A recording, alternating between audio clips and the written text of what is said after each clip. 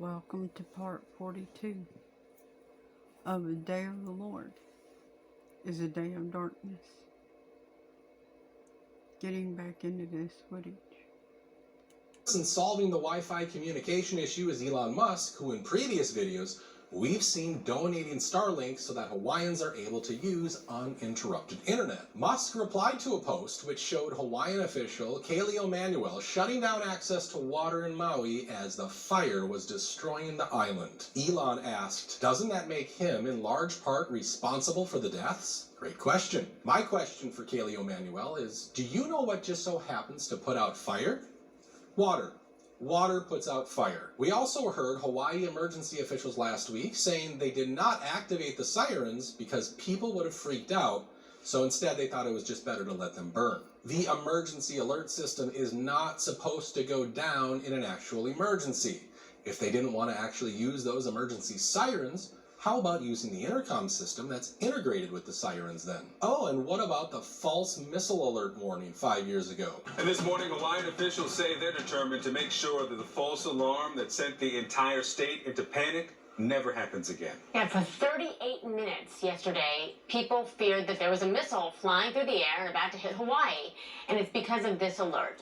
Ballistic missile threat inbound to Hawaii. Seek immediate shelter. This is not a drill.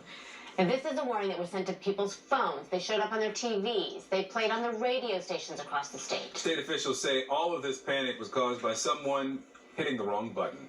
And a federal investigation is now going to begin to figure out how one incident could cause this many problems. You heard what they said, right? Television and text capabilities. So get this, their own government-produced video shows television and text capabilities.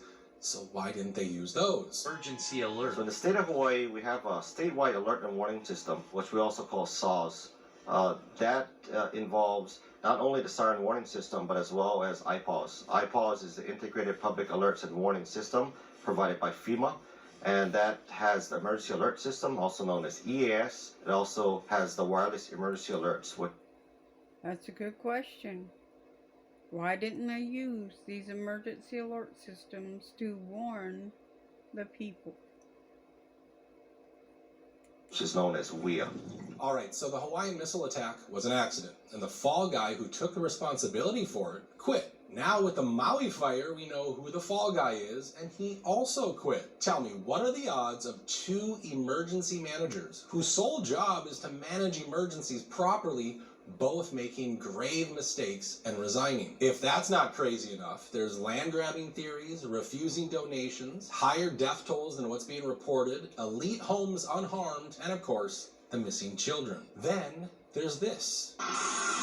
This is Maui. Look at the millionaires and billionaires' beachfront properties untouched. This was a massacre, an act of terrorism to clear away the ordinary people of Maui inland. Absolutely this, that we're not trying to find out who these people are. Folks, this is just the tip of the iceberg.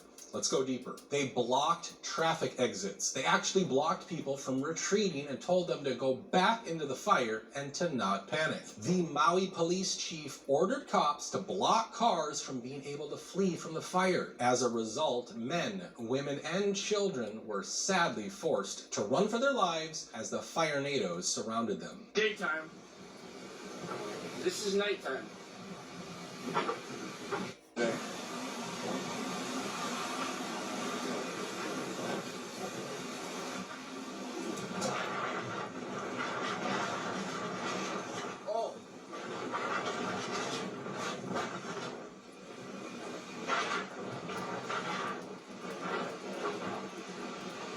Oh my god, I just turned it to night.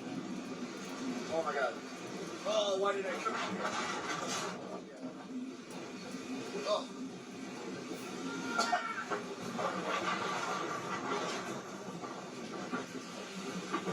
A policeman from Iowa also chimed in and shared what he thinks about all this. What the f*** are we doing in Maui? Like, seriously. Biden hasn't even went there yet. You'll give all this money and time and effort and resources to Ukraine, but you won't even do it to fellow Americans. I want to get on up further into this, so let me skip this guy. There'll be a link. Y'all can go back and watch this. Now, let's get into this part here, because I really want y'all to hear this part.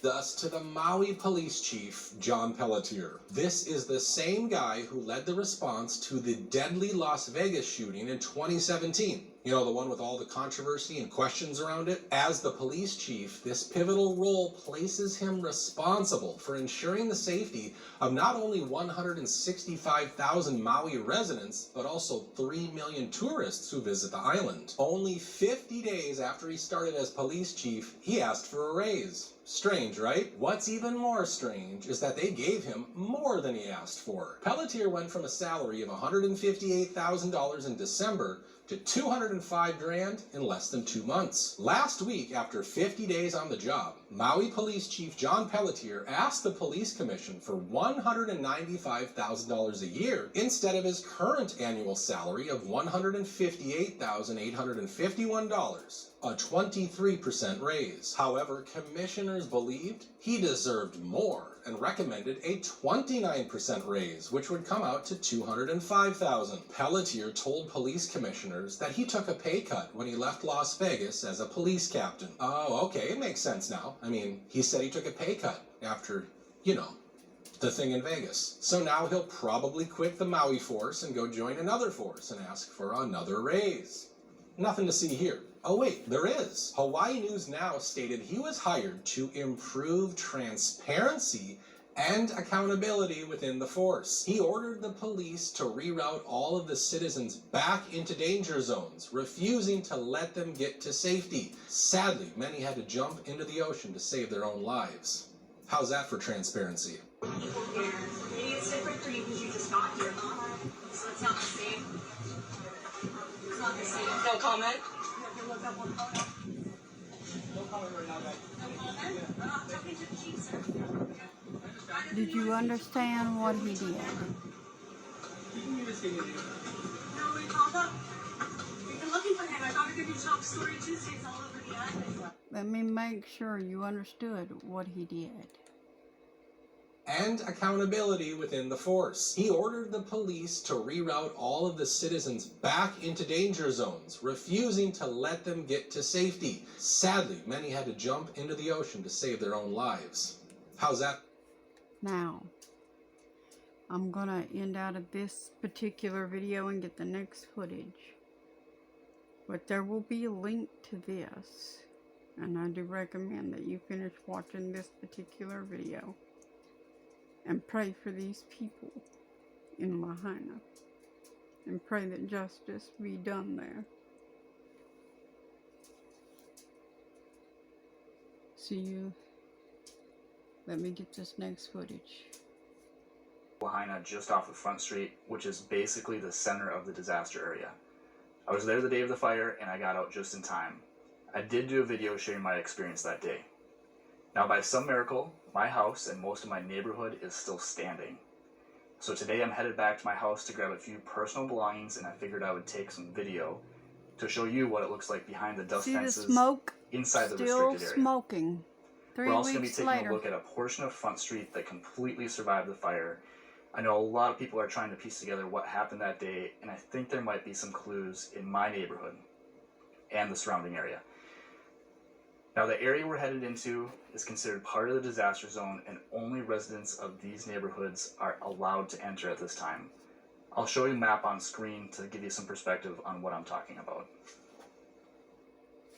So this is a map of Lahaina showing all the homes and buildings that were completely destroyed in the fire, shown in red. The gray dots are the buildings that survived. As you can see, my neighborhood is right in the center of all of the destruction. But most of the buildings are still gray. Okay, so this is my house in Coma Village. You can see that the house still looks pretty solid. There's a lot of damage to the fence around it. And of course the yard is completely trashed. But for the most part, the house is intact. Now, if you just swing over to across the street here, this whole neighborhood basically decimated, completely gone. It's right across the street from my place. And everything pretty much gone in that little area right next to Coahoma Village.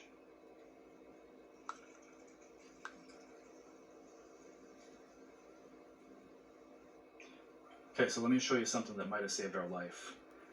If you watched my video where I talked about our escape from the fire, you saw a clip of a raging fire. It was right here. It was our neighbor's trash can and fence that ignited on fire.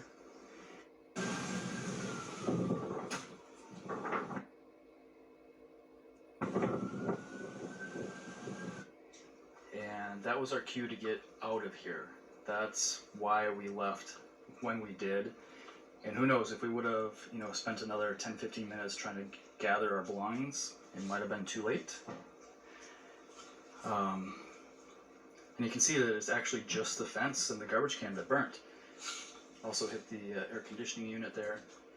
But the house itself did not start on fire. So this is our neighbor's house. This is my house right here. The other neighbors are just fine as well.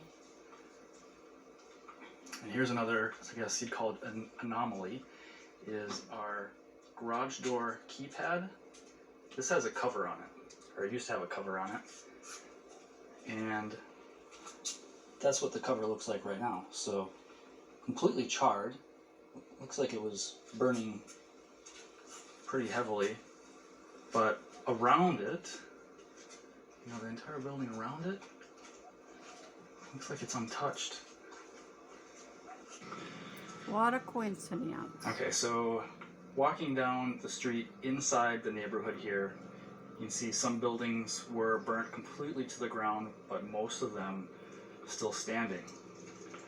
Now, I'm sure a lot of people are asking exactly how that could happen. Conspiracy theories aside, this neighborhood is really new. It was built in the last 2 or 3 years. So it has updated construction materials. I think it's the hardy board siding, which has a very high fire rating. So that, I'm sure, contributed to saving a lot of the buildings here. And also you'll notice there is no overhead power lines in the community. So since it's a newer community again, they did all the site work, they put underground electrical. And a lot of the fires, I believe, started from down power lines and old building codes. So again, this is one of the townhomes in Coahoma Village. So Coahoma Village is a combination of single-family homes and townhomes. It has about 50% of it was affordable housing, so designated for workforce housing. This is one of the townhomes that completely burnt to the ground. You can still see washer and dryer units, hot water tanks. These are all hot water tanks for the units. And this is, of course, the mechanical unit for the air conditioning. So a lot of the heavy metal appliances made it. Everything that was metal looks like you can still recognize it, but for the most part it's burnt to ashes. Okay, so this is really interesting. One of the single-family homes was completely burnt down in the middle of a lot of other homes that are still standing.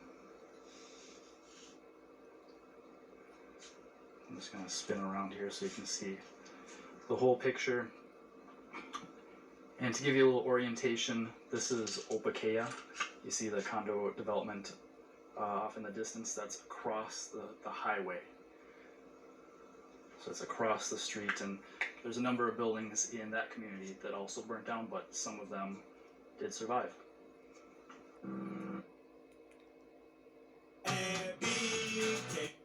See you in the next part.